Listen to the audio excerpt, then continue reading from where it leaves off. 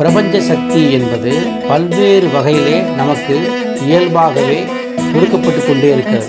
ஆனால் அதை நாம் வாங்கிக் கொள்ளக்கூடிய தன்மையிலே பல நேரங்களில் இருப்பதில்லை.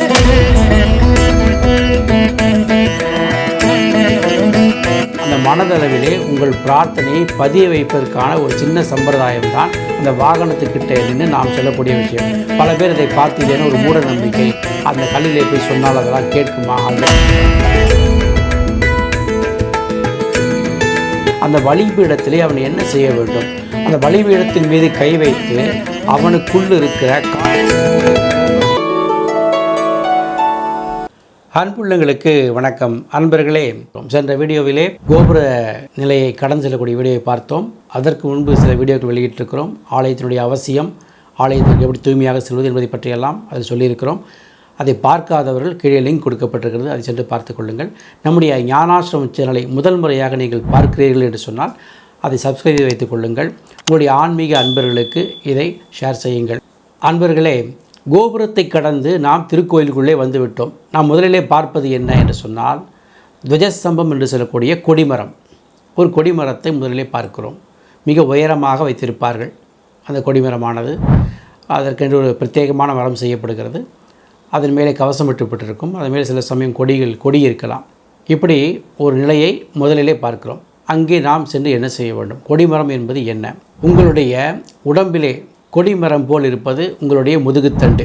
இந்த முதுகுத்தண்டின் வழியாகத்தான் நம்முடைய ஜீன்கள் கடத்தப்படுகிறது, நம்முடைய பாரம்பரியங்கள் கடத்தப்படுகிறது.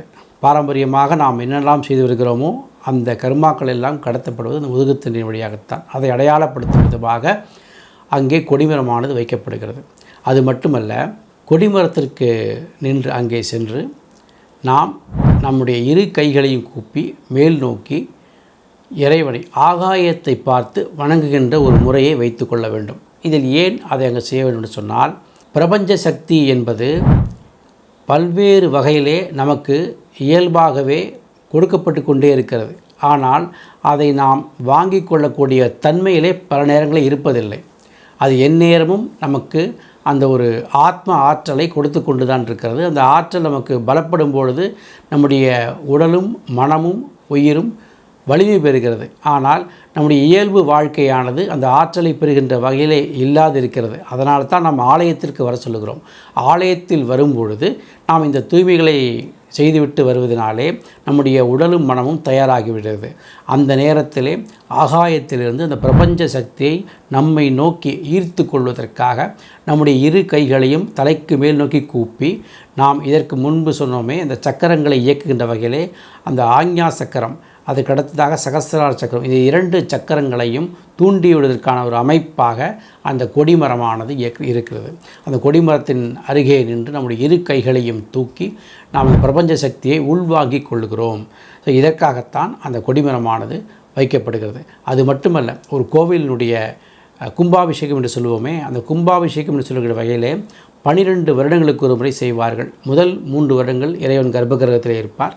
அடுத்ததாக ஒரு 3 வருடங்கள் அர்த்த மண்டபத்துக்கு வருவார். அதுக்கு அடுத்ததாக வாகனத்திற்கு வருவார். வாகனத்துக்கு அடுத்ததாக கொடிமரத்தில் இருப்பார். கொடிமரத்திலிருந்து 12 முடியும் பொழுது அந்த ஆகாயத்தில் கலந்து விடுவார். அதற்காகத்தான் அவர் மேலே செல்லக்கூடாது என்பதற்காக அதை கொடிமரத்திலிருந்து நாம் மீண்டும் இறைவன் கர்ப்பகத்துக்கு கொண்டு வருவதான ஒரு நிகழ்ச்சியை கொடிமரத்தை அடிப்படையாக வைத்து தான் செய்கிறோம். ஒரு கும்பாபிஷேகம் என்பது கொடிமரத்தை தான் கொடியேற்றுவார்கள். அதுதான் கொடிமரம் என்று பெயர்.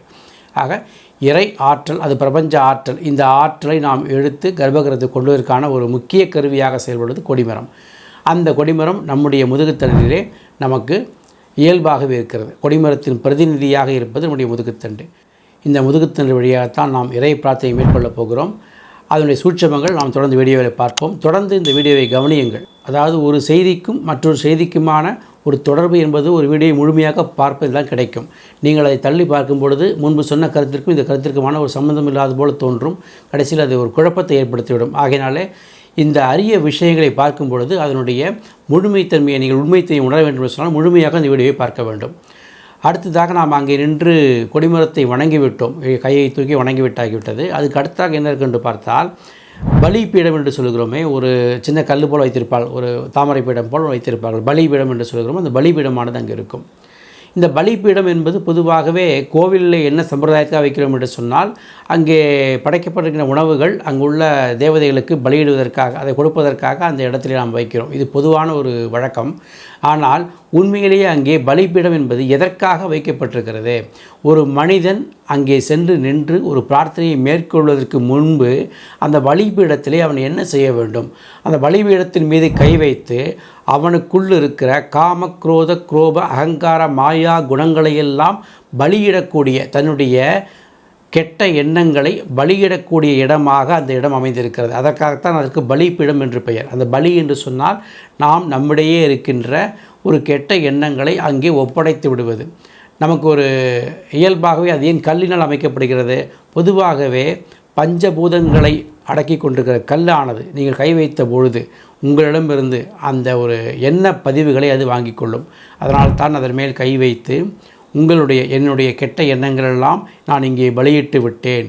இறைவனை நான் பார்ப்பதற்கு முன்பாக நான் மனதளவிலே, எண்ணத்தின் அளவிலே தூய்மையோடு செல்லப்போகிறேன் என்கின்ற உணர்வை நீங்கள் மனதிலே பதித்து கொள்வதற்காக அப்படி ஒரு செயல்பாடை அங்கே நாம் செய்ய வேண்டும்.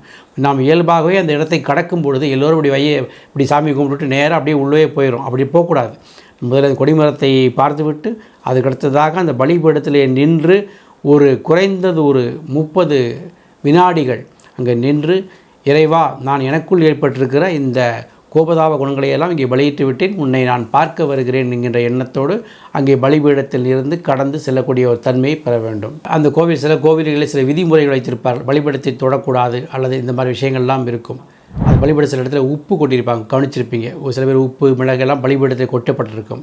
அப்படி ஒரு நிலையை இருக்கும் பொழுது நீங்கள் என்ன செய்யலாம்? சிறிதளவு வீட்டிலேருந்து கொஞ்சம் உப்பு எடுத்துகிட்டு வந்து உங்கள் உள்ளங்கைகளை வைத்து உங்கள் எண்ணங்கள், கெட்ட எண்ணங்களையெல்லாம் நான் பலியிட்டு விட்டேன் என்கின்ற ஒரு மனநிலைமை உருவாக்கி கொண்டு ஒரு பிரார்த்தனை செய்து கொண்டு அந்த உப்பை அந்த பலிபீடத்திலே போட்டு விடலாம். அவ்வளவுதான். அல்லது பலிபீடத்தின் மீது கை வைத்து செய்யலாம். அப்படி கை வைக்கக்கூடிய சூழ்நிலை இல்லை என்று சொன்னால் இதை நீங்கள் செய்யலாம்.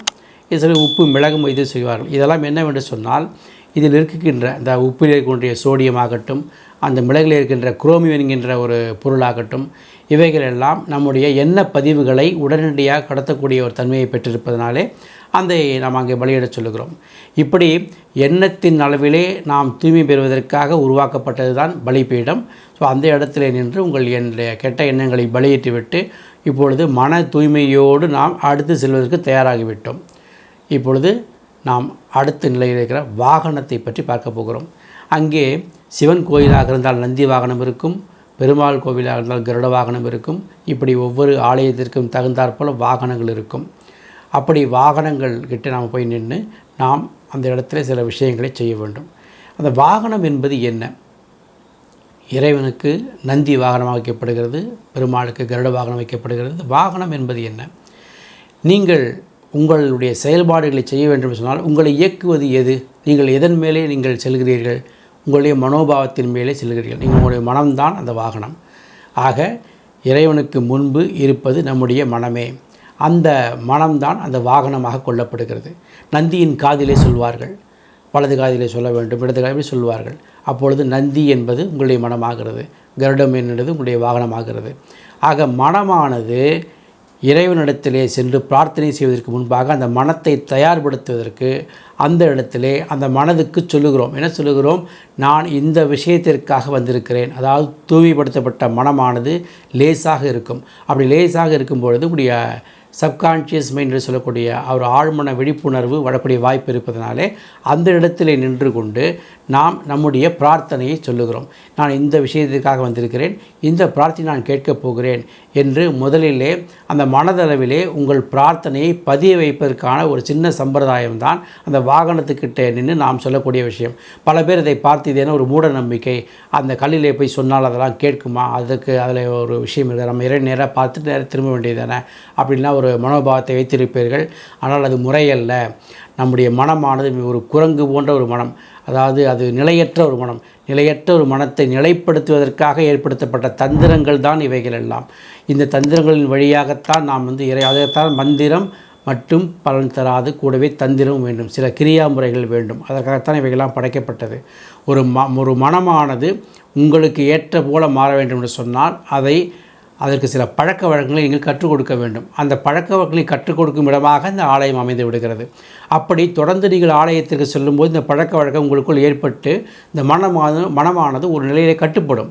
அப்போ கட்டுப்படுத்தப்பட்ட ஒரு மனதின் மூலமாக நீங்கள் பல்வேறு ஆற்றல்களை பெற முடியும். அந்த ஆற்றல்கள் மூலமாக உங்கள் காரியங்களை நீங்கள் சாதித்துக் கொள்ள முடியும். அப்பொழுது இறைவனுடைய ஆற்றல் உங்களுக்கு இயல்பாகவே கிடைக்கிறது. அதற்காகத்தான் அந்த வாகனத்துக்கிட்டே நின்று நாம் விஷயத்தை சொல்லுகிறோம். உங்களுடைய பிரார்த்தனை என்ன? உங்களுடைய பொதுவான பிரார்த்தனை என்பது நான் நல்லா இருக்க வேண்டும் அப்படின்னு சொல்லுறது ஒரு பொதுவான பிரார்த்தனைகளை எப்படி பண்ண வேண்டும் என்று இருக்கிறது. உங்களுடைய பிரார்த்தனை நாம் இறைவா நான் என்னை ஒப்படைத்து விடுகிறேன், நீ என்னை கவனித்துக்கொள் என்று சொன்னால் அது சரணாகதி தத்துவம். அப்படியும் பிரார்த்தனை செய்யலாம்.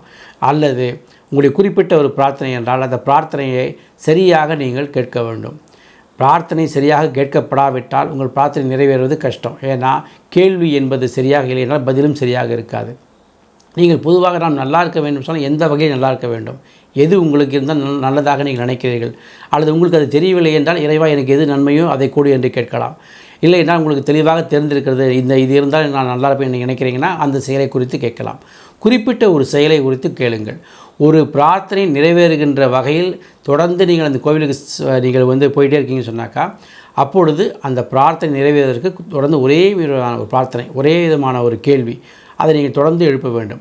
அப்பொழுது இந்த முறைகள் ஒரே மாதிரி செயல்பட வேண்டும். மாறி மாறி இன்றைக்கி ஒரு பிரார்த்தனை, நாளைக்கு ஒரு பிரார்த்தனை, நாளான்னைக்கு ஒரு பிரார்த்தனை, இப்படியெல்லாம் சொன்னால் அந்த பலன் உங்களுக்கு முழுமையாக கிடைக்காது. ஒரு குறைந்தபட்சம் ஒரு கோவிலுக்குள் நாம் ஒரு 24 48 நிமிடங்கள் செலவிட வேண்டும் குறைந்தபட்சம். ஆனால் இன்றைய காலகட்டத்தில் நாம் நேராக உள்ளே போய் சாமி பார்த்து காசை கொடுத்துருவோம், சாமியை பார்த்துட்டு வெளியே வந்துடும் அப்படிங்கிற ஒரு சூழ்நிலை இருக்கிறது. அதையெல்லாம் நாம் தவிர்த்து விட்டால்தான் நம்முடைய பிரார்த்தனை நிறைவேறும். ஆகையினால் ஏன் அந்த 24 நிமிஷம் அந்த உள்ளே நம்ம இருக்க வேண்டும்? அந்த 48 நிமிஷங்கள் என்ன நடக்கிறது சொன்னால், பொதுவாக ஒருடைய சுவாசமானது வலது பக்கம் துவங்கிவிட்டால் குறைந்தபட்சம் 24 நிமிடம் வரை அந்த சுவாசமானது ஓடிக்கொண்டே இருக்கும். உங்கள் மனம், உங்களுடைய மூளையினுடைய செயல்பாடு ஒரு கருத்திலே நிற்கும். அடுத்த 24வது நிமிடம் அது இயல்பாகவே அடுத்த சுவாசத்திற்கோ அல்லது அடுத்த மனநிலைக்கோ மாறிவிடும். அப்பொழுது அந்த மனநிலையுடைய மாற்றம், அவருடைய சுவாச கதியினுடைய மாற்றம், இந்த மாற்றமானது ஆண் தத்துவம் பெண் தத்துவம் என்கிற 2 தத்துவத்தை இணைக்கின்ற வகையிலே 24 + 24 48 நிமிடங்கள் நாம் அந்த பிரார்த்தனையினுடைய ஒரு நிலையை வைத்து கொண்டால் கண்டிப்பாக அந்த பிரார்த்தனை நமக்கு நிறைவேறும். ஒரு பிரார்த்தனை நோக்கி நாம் தொடர்ந்து கோவிலுக்கு செல்கிறோம். இந்த மாதிரி முறைகளை செய்யும் பொழுது அந்த பிரார்த்தனைக்கு வலிமை உண்டாகி விடுகிறது. அந்த வலிமையினாலே இறை பேராற்றல் உங்களுக்கு அது செயல்பட வைக்கிறது.